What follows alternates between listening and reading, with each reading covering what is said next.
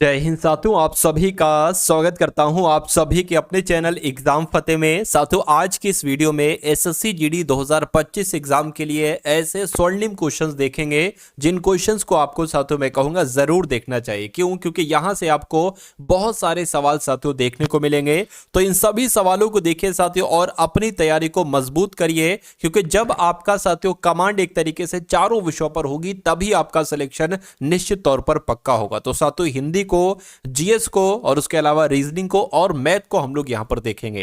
तो अगर आप साथियों पहली बार इस क्लास में आए हैं तो चैनल को जरूर सब्सक्राइब कर लीजिएगा। तो साथियों हिंदी की अगर बात करें तो हिंदी के आज की इस वीडियो में 20 सवाल लिए हैं और इन 20 सवालों में से 11 से 12 प्रश्न आपको बिल्कुल सही करना है। उसके बाद साथियों जीएस के क्वेश्चन होंगे, उसके बाद रीजनिंग के और उसके बाद साथियों मैथ के। तो पहला सवाल आपकी स्क्रीन पर है। यहां पर आपसे पूछा जा रहा है कि अमृत का विलोम क्या हो सकता है। तो अमृत का विलोम अमर होगा नहीं, मत्य होगा नहीं, विश्व होगा नहीं साथियों, विष होता है। यानी कि अमृत का विलोम पूछे तो विष बता देना और विष का विलोम पूछे तो अमृत बता देना। अगला देखिए करके कौन सा शब्द अंधकार का पर्यायवाची नहीं है। तो हमें यह मालूम होना चाहिए कि अंधकार के पर्यायवाची क्या क्या हो सकते हैं। देखिए, अंधकार को कहा जाता है अंधेरा। अंधकार को तम भी कह सकते हैं, अंधकार को साथियों तिमिर भी कह सकते हैं, लेकिन अंधकार को अमावस्या नहीं कहा जा सकता है। तो अंधकार का साथियों पर्यायवाची कौन सा नहीं होगा? ऑप्शन नंबर सी वाला नहीं होगा। अब उसके बाद देखिए, यह सवाल सबसे ज्यादा बार आया है एसएससी जीडी में। तो अगर अब इस बार आ जाए तो आपका क्या जवाब होगा? अवनी का साथियों विलोम आप क्या बताओगे? तो अवनी का विलोम क्या होता है साथियों? अंबर होता है। राइट आंसर आपका ऑप्शन नंबर सी हो जाएगा। उसके बाद देखिए कह रहे कि अनल शब्द का पर्यायवाची क्या हो सकता है। तो अनल की अगर बात करें, देखिए आपको दो चीजें याद रखना है। एक तो आपको ध्यान रखना है साथियों अनल का मतलब क्या होता है, और अनल का मतलब होता है साथियों आग। और एक और आपसे पूछा जाता है साथियों अनिल का मतलब क्या होता है। अनिल की अगर बात करें तो अनिल का मतलब होता है साथियों वायु और अनिल का मतलब होता है आग। यानी कि आग कहां पर लिखा हुआ है, तो आग कह लो या अग्नि कह लो, बात एक ही है। एसएससी जीडी 2025 के एग्जाम को अगर आप पास करना चाहते हैं तो आपको साथियों एग्जाम से पहले पहले 3 प्रकार की पीडीएफ दी जा रही हैं।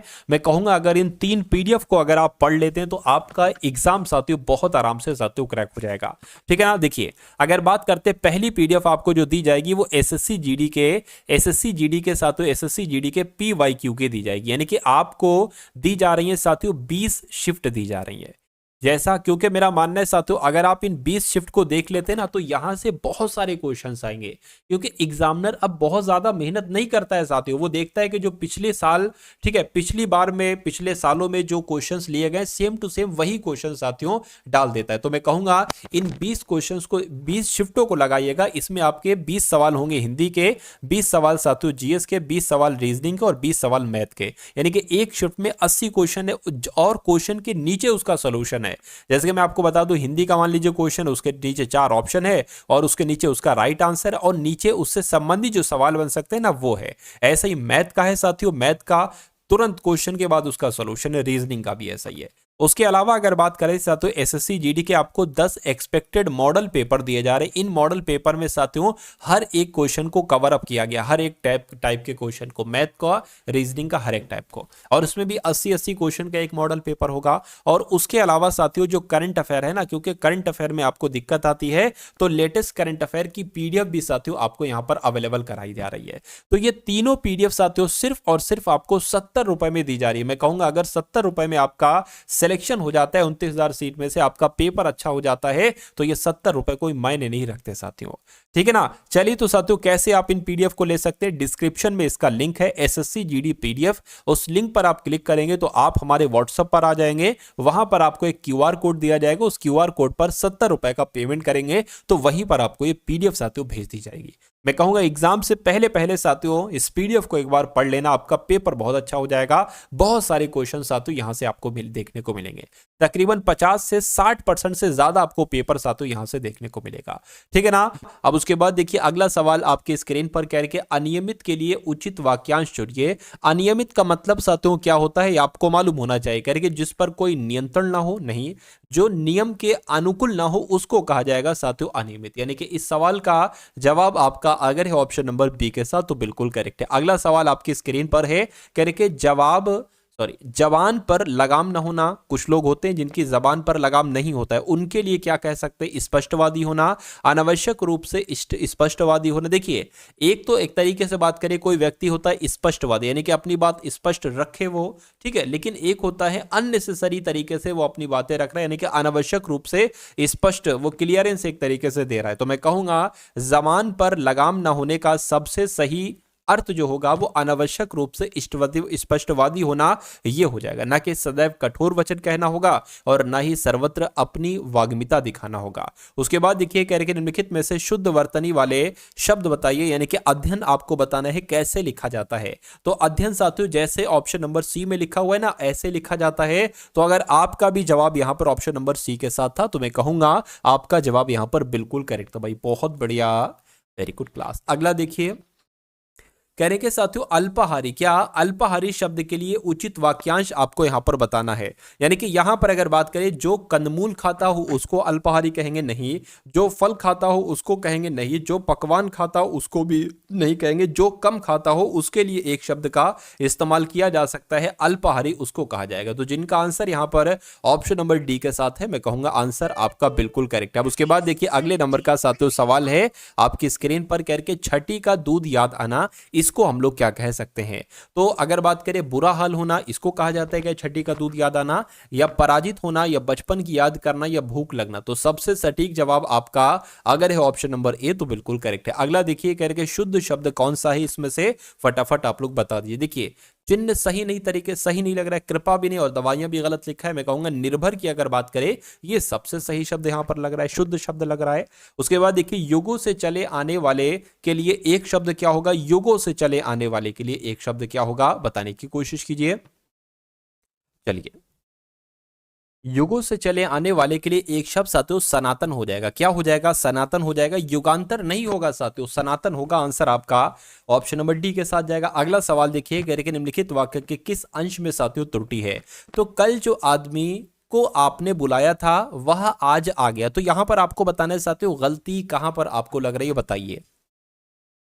देखिए, कल जो आदमी को आपने बुलाया था ये नहीं होना चाहिए साथियों, कल जिस आदमी को आपने बुलाया था वह आज आ गया। तो यहां पर जो की जगह पर साथियों क्या आना चाहिए? जिस आना चाहिए। तो ये कहां पर लिखा हुआ है? ये साथियों यहां पर लिखा हुआ है। तो मैं कहूंगा दिक्कत इसी में है, त्रुटि इसी में है, इसी में है, तो यही आपका सही जवाब हो जाएगा। अगला देखिए, आपकी स्क्रीन पर साथियों क्वेश्चन है और मुझे बताइए आपका सही जवाब क्या होगा।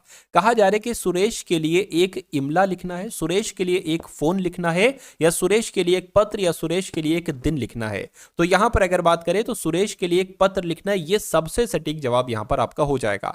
उसके बाद देखिए, निम्नलिखित वाक्य के किस अंश में साथियों त्रुटि है? देखिए, यहां पर आपको साथियों बताना है, असमय वर्षा के कारण अधिकतर फसल नष्ट हो गई। क्या अधिकतर फसल साथियों नष्ट हो गई? असमय वर्षा के कारण अधिकतर फसल नष्ट हो गई, इसमें आपको बताने की दिक्कत साथियों कहां पर आ रही है? तो असमय वर्षा यहां पर अगर बात करिए, जो ऑप्शन नंबर ए में लिखा है ये तो बिल्कुल सही लिखा है, इसमें कोई दिक्कत नहीं, ये सही है।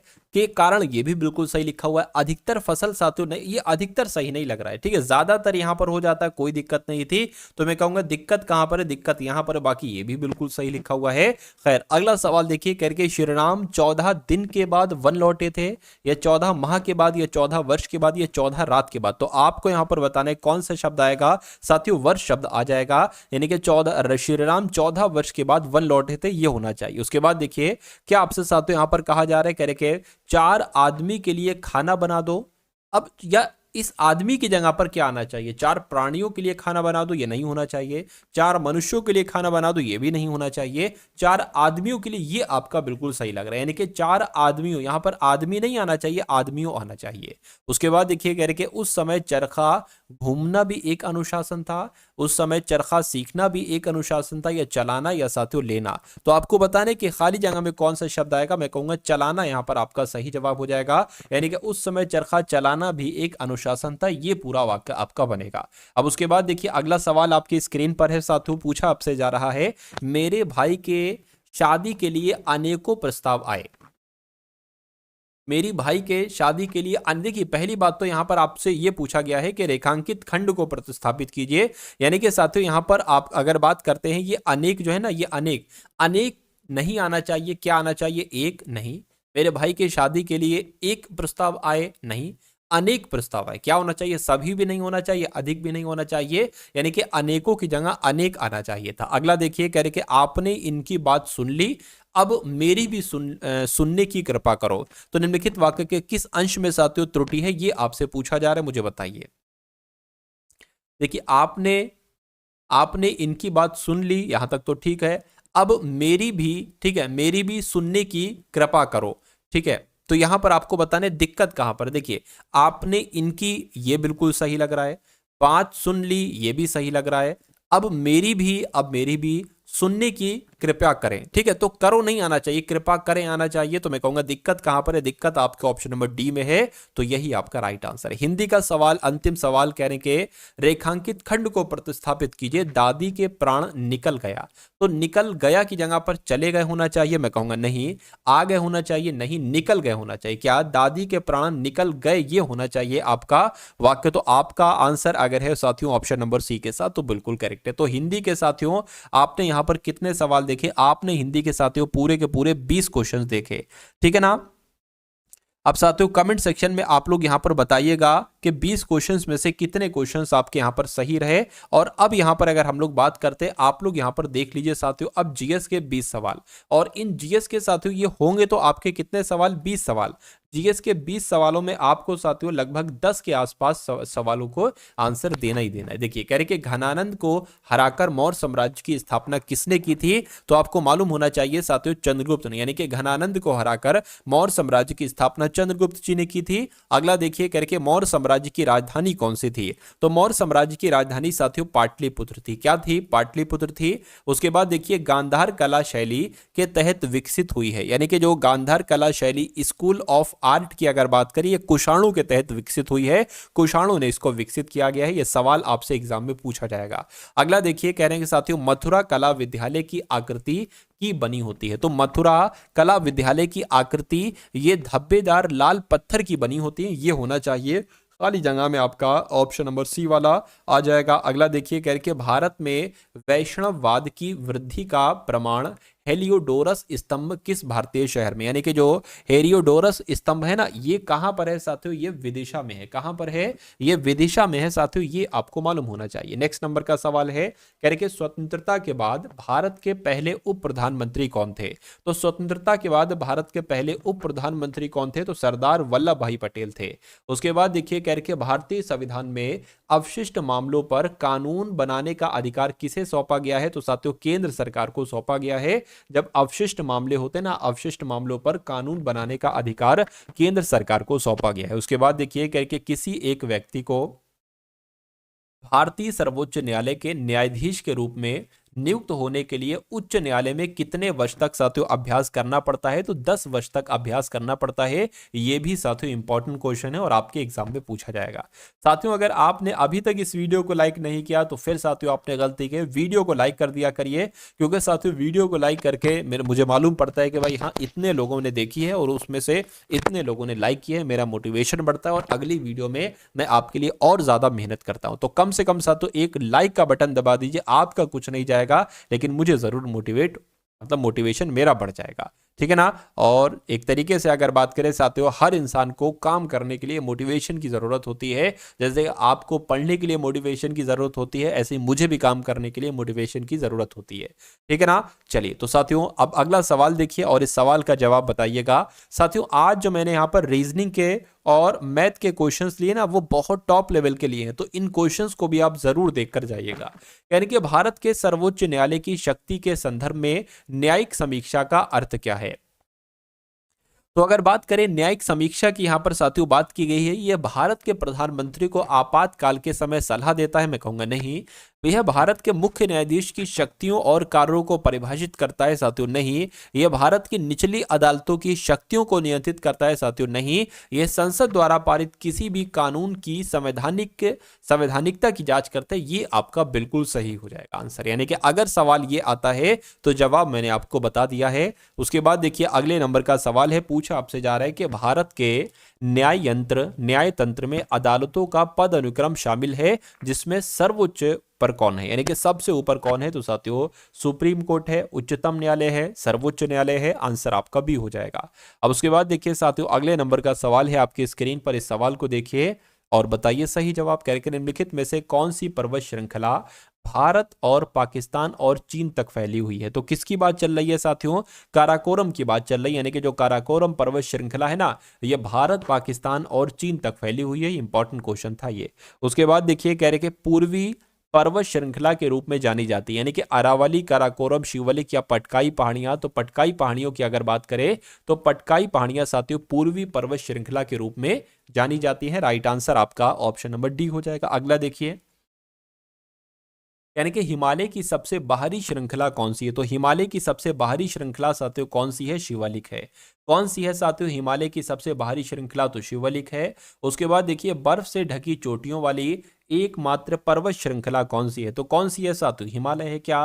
बर्फ से ढकी चोटियों वाली एकमात्र पर्वत श्रृंखला कौन सी है, तो हिमालय है। अगला सवाल है कह रहे कि धूपगढ़ चोटी भारत के किस राज्य में है, राजस्थान में या मध्य प्रदेश में या उत्तर प्रदेश में या गुजरात में। तो आपको ध्यान रखना है कि जो धूपगढ़ चोटी कौन से राज्य में है, तो साथियों ये मध्य प्रदेश में स्थित है। अगला देखिए कह रहे कि पश्चिमी घाट की सबसे ऊंची चोटी कौन सी है। तो पश्चिमी घाट की सबसे ऊंची चोटी की अगर बात करते हैं तो साथियों अनामुड़ी है। क्या अनाईमुड़ी भी लिखा होता है कहीं कहीं पर। चलिए अगला सवाल है कह रहे कि गति का कौन सा नियम कहता है कि जब एक पदार्थ दूसरे पदार्थ पर जोर लगाता है तो दूसरा पदार्थ तुरंत पहले पर बल लगाता है, वापस बल लगाता है। तो ये साथियों न्यूटन की गति का तीसरा नियम कहता है। ये क्वेश्चन बहुत इंपॉर्टेंट है, आप लोग ध्यान रखेंगे, ठीक है ना। अगला सवाल है कह रहे कि घोड़ा गाड़ी की गति भौतिक के किस सिद्धांत का उदाहरण है। तो ये साथियों किस सिद्धांत के उदाहरण है, मैं कह सकता हूं न्यूटन के तीसरी गति के नियम का उदाहरण है। जो घोड़ा गाड़ी की गति है ना, ये भौतिक के किस सिद्धांत का उदाहरण है, तो न्यूटन के तृतीय गति के नियम का उदाहरण है। अगला देखिए कह रहे कि गुरुत्वाकर्षण बल के बारे में निम्नलिखित में से कौन सा कथन सही नहीं है। तो गुरुत्वाकर्षण बल के बारे में कौन सा कथन सही नहीं है आपसे पूछा जा रहा है साथियों। ये एक दूसरे के प्रति ब्रह्मांड की प्रत्येक वस्तु के आकर्षण के लिए जिम्मेदार बल है, ये बात सही है। यह वस्तुओं के द्रव्यमान के गुणनफल के व्युत्क्रमानुपाती होता है, तो यह बात साथियों गलत है। न्यूटन के गुरुत्वाकर्षण बल पर अपने शोध में केपलर के सिद्धांतों पर भरोसा किया, सही। यह वस्तुओं के बीच की दूरी के वर्ग के व्युत्क्रमानुपाती है, यह आपका बिल्कुल सही हो जाएगा। यानी कि इसमें से कौन सा सही नहीं है, तो मैं कहूंगा ऑप्शन नंबर बी वाला सही नहीं, और बी वाला सही नहीं है तो यही आपका सही जवाब है। अब उसके बाद देखिए अगला सवाल है करके मनुष्य में ऑक्सीजन परिवहन के लिए उत्तरदायी है, यानी कि कौन जिम्मेदार है, मैं कहूंगा हीमोग्लोबिन साथियों उत्तरदायी है। यानी कि हीमोग्लोबिन जो है ना, ये मनुष्यों में ऑक्सीजन परिवहन के लिए उत्तरदायी है। राइट आंसर आपका अगर है ऑप्शन नंबर बी के साथ, तो मैं कहूंगा बिल्कुल करेक्ट है। तो यहां पर साथियों अब आपके रीजनिंग के क्वेश्चन शुरू हो चुके हैं, तो इन सभी रीजनिंग के क्वेश्चंस को देखिए साथियों और अपनी तैयारी को मजबूत करिए। देखिए यहां पर अगर बात करें करके त्रिभुज का संबंध पिरामिड से है, तो आपको बताने के साथियों वही संबंध आपको बताने के आयत का किससे होगा, चतुर्भुज से, शंकु से, घनाभ से या साथियों घन से। देखिए जैसे त्रिभुज से पिरामिड का निर्माण किया जाता है उसी प्रकार आयत से घनाभ का निर्माण किया जाता है, तो आयत का संबंध जो होगा वो साथियों घनाभ से होगा, जिनका आंसर ऑप्शन नंबर बी है, मैं कहूंगा बिल्कुल करेक्ट है। अब उसके बाद देखिए कह रहे कि उस पासे का चयन कीजिए जिसे दी गई शीट को रेखाओं पर मोड़कर बनाया जा सकता है। यानी कि आपके सामने साथियों ये एक ओपन पास है, इसको मैं साथियों लिख दूं, क्या करूं, ये 2 हो गया, ये आपका 1 हो गया, ये साथियों 4 हो गया, और ये क्या हो गया, ये 5 हो गया, और ये साथियों 6 हो गया, और ये 3 हो गया। अब क्लियर दिख रहा है ना आपको, ठीक है। अब देखिए यहां पर अगर बात करें, हो सकता हो ये आपको क्लियर ना दिख रहा हो, तो यहां पर अगर बात करें मैं आपको समझा देता हूं साथियों। देखिए लिख दूं, क्या करूं, एक सेकेंड। देखिए ये साथियों 2 है, ये 4 है, ये 6 है, ये 1 है, ये 3 है, ये 5 है, और ये 2 है, और साथियों ये क्या है, ये यहां पर तो दिखना बंद हो गया, ठीक है। तो मैं कोई और कलर यहां पर ले लूं, क्या करूं, कोई और कलर यहां पर ले लेता हूं, कौन सा साथियों, ब्लैक ले लूं, ब्लैक ले लेता हूं, ठीक है। तो ये आपका क्या हो गया, ये 2 हो गया, ये 6 हो गया, ये 4 हो गया, ये 1 हो गया, और ये साथियों 3 हो गया, ये 5 हो गया। ये बहुत अच्छा कॉन्सेप्ट है साथियों, और इस कॉन्सेप्ट को अगर आप तैयार कर लेते तो आपका ये समझ लीजिए एक सवाल 100% आपका आएगा ही आएगा इससे। देखिए अब ये एक ओपन पासा है, ये सारे बंद पासे। अगर मैं आपसे पूछूं कि क्या इस वाले पासे को बंद करके क्या ए वाला पासा बन सकता है या नहीं, सिर्फ यही सवाल पूछूं, इसका जवाब देना है आपको। देखिए यहां पर मैं आपको बता दूं, 2 का विपरीत क्या है, 4 है। 2 का विपरीत क्या हो गया, 7 4 हो गया। और 4 का विपरीत पूछे तो 2 बता देना।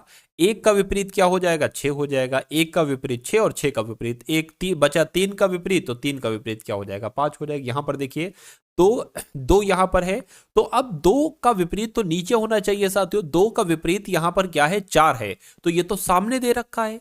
2 का विपरीत होना यहां पर चाहिए था, तो ये पासा नहीं बन सकता है। इसकी अगर बात करें तो देखिए 1 का विपरीत यहां पर क्या है, 6 है, तो 1 का विपरीत 6 है ना, 1 का विपरीत 6 नहीं दिख रहा है, 6 कोई दिक्कत नहीं, सही है। अब देखिए 3 का विपरीत यहां पर 5 दे रखा है, तो 3 का विपरीत तो यहां पर होना चाहिए इधर को, लेकिन ये यहां पर दे दिया गया, तो मैं कहूंगा ये भी नहीं बन सकता है।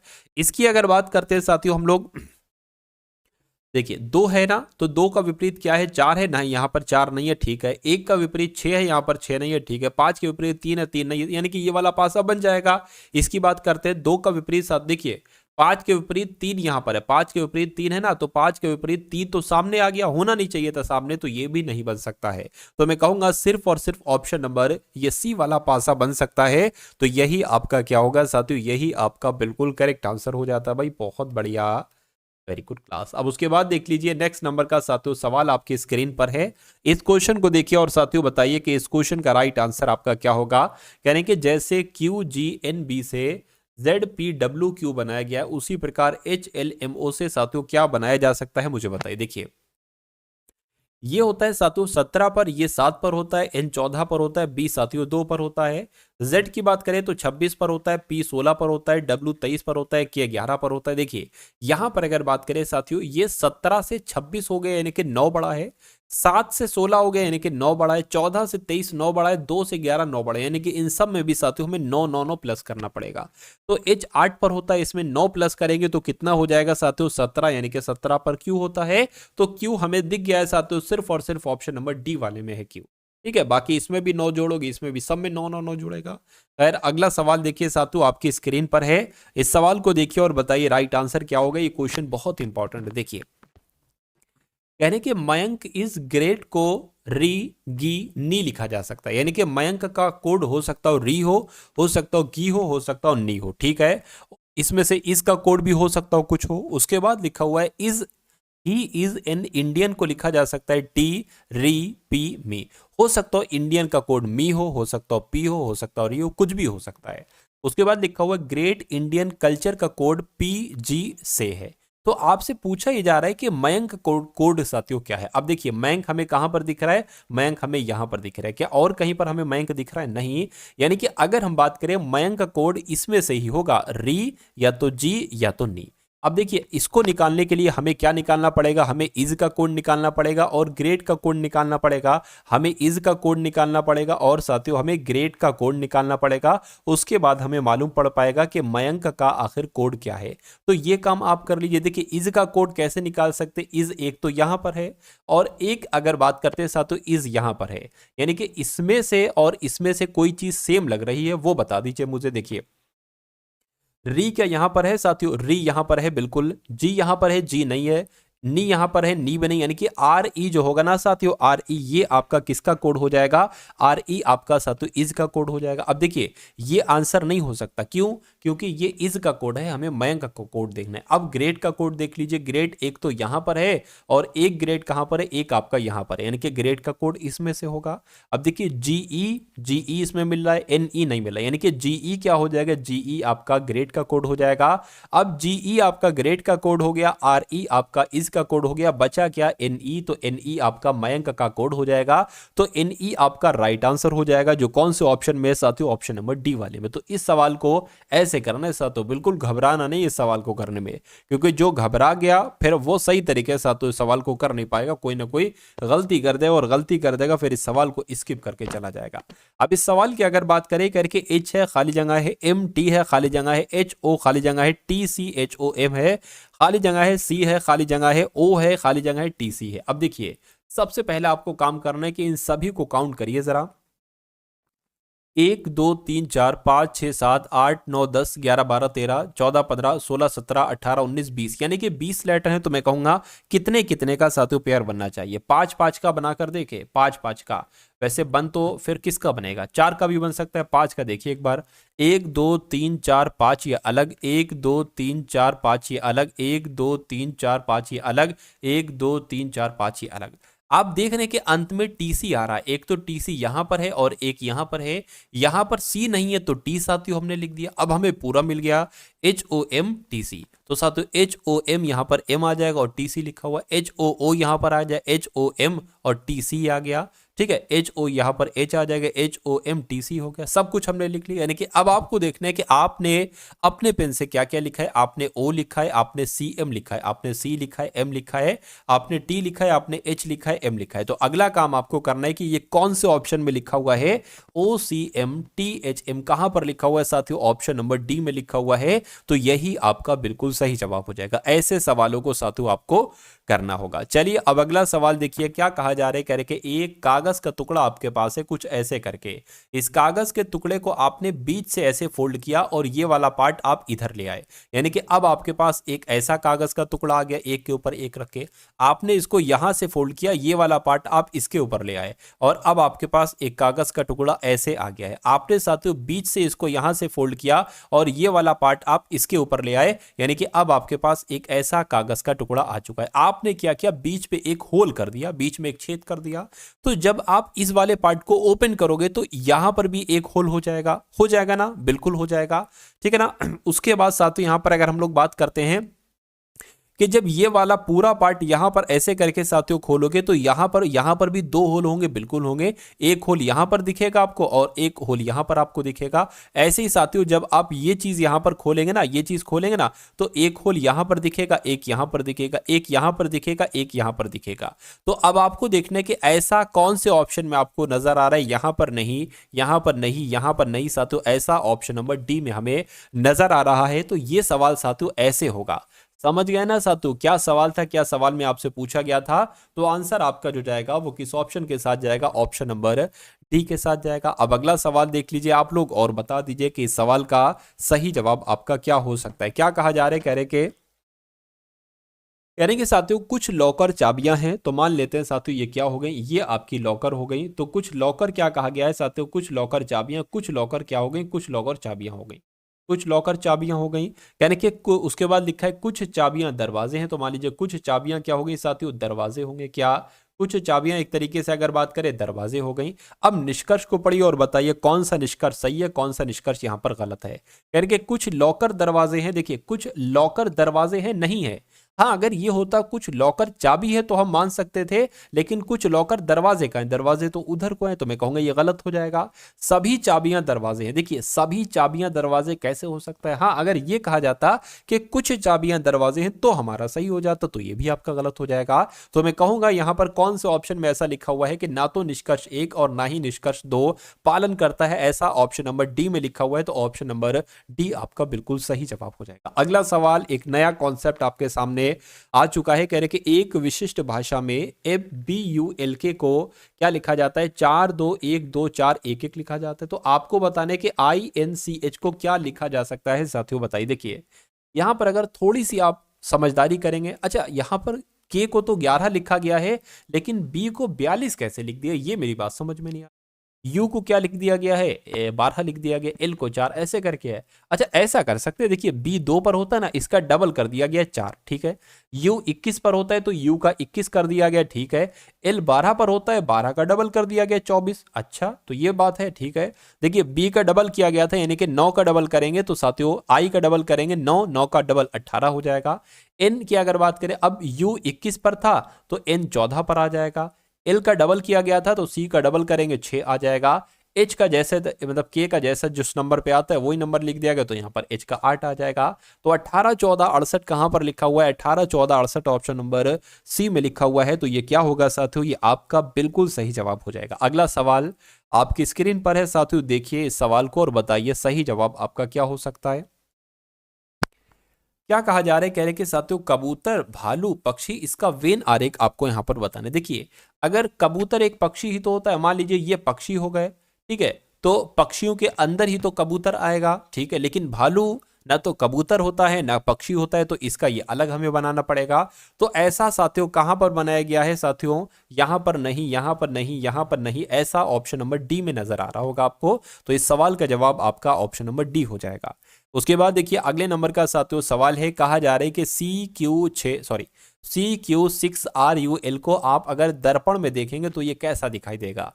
पहले पॉइंट आपको ध्यान रखना है कि जो सबसे अंत वाला लेटर होता है वो सबसे पहले बनता है, ठीक है, यू जैसा है वैसा बनेगा, आर की अगर बात करें ऐसा बनेगा, 6 आपका ऐसा बनेगा, क्यू की अगर बात करें दर्पण में ऐसा दिखेगा, सी दर्पण में ऐसा दिखेगा। तो अब आपको बताने कि ऐसा कौन से ऑप्शन में यहां पर साथियों आपको नजर आ रहा है, बताइए। देखिए यहां पर तो गलत हो जाएगा, ये क्यू एक तरीके से गलत है, यहां पर अगर बात करें साथियों 9 गलत है, ठीक है ना, ये भी एक तरीके से गलत लग रहा है, ये वाला आपका हो जाएगा, यानी कि आंसर आपका जो जाएगा वो किस ऑप्शन के साथ जाएगा, वो ऑप्शन नंबर डी के साथ जाएगा।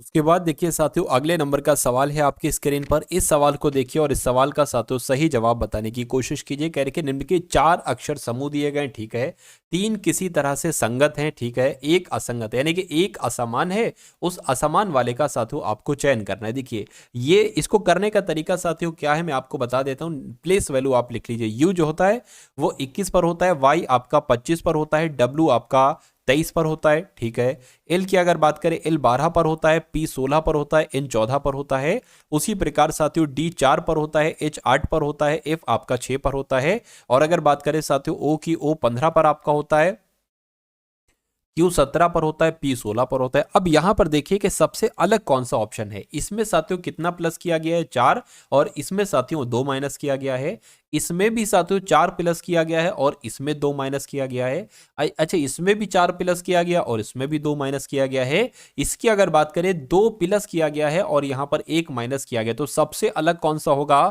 ऑप्शन नंबर डी वाला होगा, सबसे अलग होगा साथियों, तो सबसे अलग है तो यही आपका बिल्कुल सही जवाब हो जाएगा। अब यहां पर अगर बात करें तो मैथ के क्वेश्चन साथियों आपके सामने आ चुके हैं। कौन से क्वेश्चंस, मैथ के क्वेश्चंस यहां पर साथियों अब आप लोग देखेंगे। चलिए तो मैथ का पहला सवाल है, कहा क्या जा रहा है, कह रहे कि 21 मीटर त्रिज्या वाले किसी वृत्ताकार पार्क, यानी कि कोई वृत्ताकार पार्क है और इसकी त्रिज्या इस पार्क की कितनी है, 21 मीटर इस पार्क की त्रिज्या है। कहेंगे इस वृत्ताकार पार्क का एक चक्कर, यानी कि इसका एक चक्कर एक वर्गाकार पार्क की अगर बात करें एक वर्गाकार पार्क के चक्कर के बराबर है, यानी कि इसमें जितनी दूरी ऐसे चली जाती है वही दूरी साथियों यहां पर चली जाती, इनके कहने का मतलब ये है। यानी कि साथियों अगर हम बात करते हैं कि वृत्त का परिमाप क्या, वृत्त का परिमाप बराबर है किसके, वर्ग के परिमाप के बराबर है, वर्ग के परिमाप के बराबर है। यहां पर यह बात आपकी साथियों क्लियर हो गई है। अब वृत्त की अगर बात करें, वृत्त का परिमाप बराबर क्या होता है 2 पाई आर, और वर्ग का परिमाप क्या होता है साथियों 4a होता है। 4a क्यों होता है, क्योंकि हमने इसको a माना है, तो इसको a माना है, ये भी a है, ये है, तो 4a ही तो हो जाएगा साथियों इस पूरे का ऐसे करके परिमाप, और इसकी ऐसे करके ये कितनी होगी दूरी, तो 2 पाई आर होगी। अब देखिए 2 की जगह पर 2 लिख सकते हैं, 22 की पाई की वैल्यू 22/7 हो जाएगी, आर यहाँ पर दे रखा है 21 मीटर है तो यहाँ पर 21 मीटर आ जाएगा, ये 4a है। अब हमें यहाँ पर साथियों क्या करना है, कहने के वर्गाकार पार्क की भुजा ज्ञात कीजिए, यानी कि इस वर्गाकार पार्क की भुजा ज्ञात कीजिए। इसकी भुजा हमने मान ली है साथियों a, यानी कि a का मान आपसे पूछा जा रहा है, तो यहाँ पर इसको कैलकुलेट कर लीजिए और ये a जो है ना इसी का ही मान आपको यहाँ पर बता देना। चलिए 7 एकम 7, 7 आपका 21 हो जाएगा। इसकी अगर बात करें साथियों 22 गुना कितना हो जाएगा, 44 हो जाएगा, 44 हो जाएगा गुणा आपका 3 हो जाएगा बराबर, ये 4a जो है ना साथियों ये नीचे आ जाएगा, 44 गुणा 3/4 आ गया बराबर आपका a आ गया, 4 से कट करेंगे 11 आ जाएगा, यानी कि a बराबर आपका 33 आ जाएगा। तो मैं कहूंगा क्या कि वर्गाकार पार्क की भुजा की लंबाई कितनी हो जाएगी साथियों, 33 मीटर हो जाएगी, और 33 मीटर आपका बिल्कुल सही जवाब हो जाएगा। उसके बाद देखिए अगले नंबर का साथियों सवाल है आपके स्क्रीन पर, कह रहे हैं कि वह सबसे छोटी संख्या ज्ञात कीजिए, इन ऑप्शन में से वह सबसे छोटी संख्या ज्ञात कीजिए जिसे 8 से 9 से 10 से अगर विभाजित किया जाता है तो प्रत्येक में शेषफल 1 ही बचता है। देखिए अगर हम साथियों इसको 8 से अगर भाग करते हैं, ठीक है, देखिए अगर इसको हम 10 से भाग करते हो तो शेषफल क्या बचेगा, 1 नहीं बचेगा, पूरा पूरा कट जाएगा, तो ये हमारा आंसर नहीं हो सकता। इसकी अगर बात करते हैं साथियों, अगर हम इसको 10 से भाग देते हैं तो मैं कह सकता हूं शेषफल 1 नहीं बच सकता। हाँ, अगर इसको 10 से भाग देते हैं तो शेषफल 1 बच जाएगा।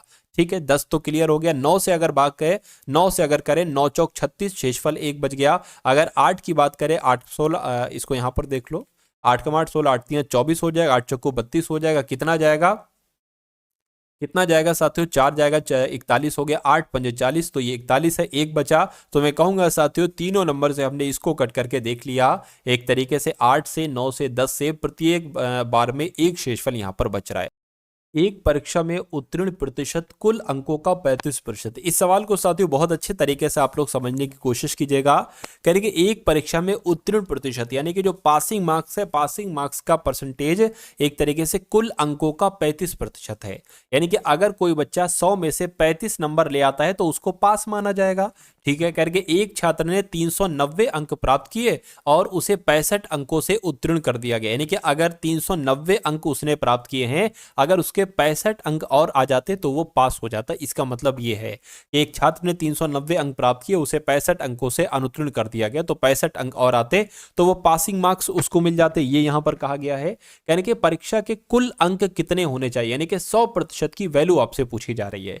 तो अगर हम साथियों मान लेते हैं परीक्षा के कुल अंक कितने होने चाहिए, x होने चाहिए मान लेते हैं। अब ये क्या हो गए, ये आपके मान लीजिए कुल अंक हो गए, और ये एक तरीके से पता क्या है, ये 35% है। क्यों 35% है, क्योंकि ये पासिंग मार्क्स है। तो मैं कहूंगा इस कुल अंक का ये क्या है, ये 35% है। ये 390 प्लस 65, समझ रहे हैं ना साथियों। ठीक है, तो इसको कैलकुलेट कर लो, यहां से x का मान निकाल लो, आंसर आपका आपके सामने आ जाएगा। 390 प्लस 65 साथियों कितने हो जाएंगे, मैं कहूंगा 455 हो जाएंगे। अब इसकी गुणा साथियों 100 से हो जाएगी और ये आपका 35 यहां पर नीचे आ जाएगा और ये x का मान निकल आएगा। इसको अगर कट करेंगे 5 से, 5 7 35 हो जाएगा और यहां पर साथियों 20 आ जाएगा। इसको एक बार 7 से अगर कट करें तो साथियों कितना, 7 छंग आपका 7 छंग 42 हो जाएगा, 7 पंजे 35 हो जाएगा। 65 दुना कितने हो जाएंगे, 130 हो जाएंगे और मैं कहूंगा 0 लग जाएगा। तो साथियों 1300 यहां पर आ जाएगा। यानी कि परीक्षा के कुल अंक कितने होने चाहिए, तो 1300 साथियों होने चाहिए। राइट आंसर आपका ऑप्शन नंबर डी हो जाएगा। अगला सवाल और आज की इस वीडियो का अंतिम क्वेश्चन आपकी स्क्रीन पर है साथियों, देखिए।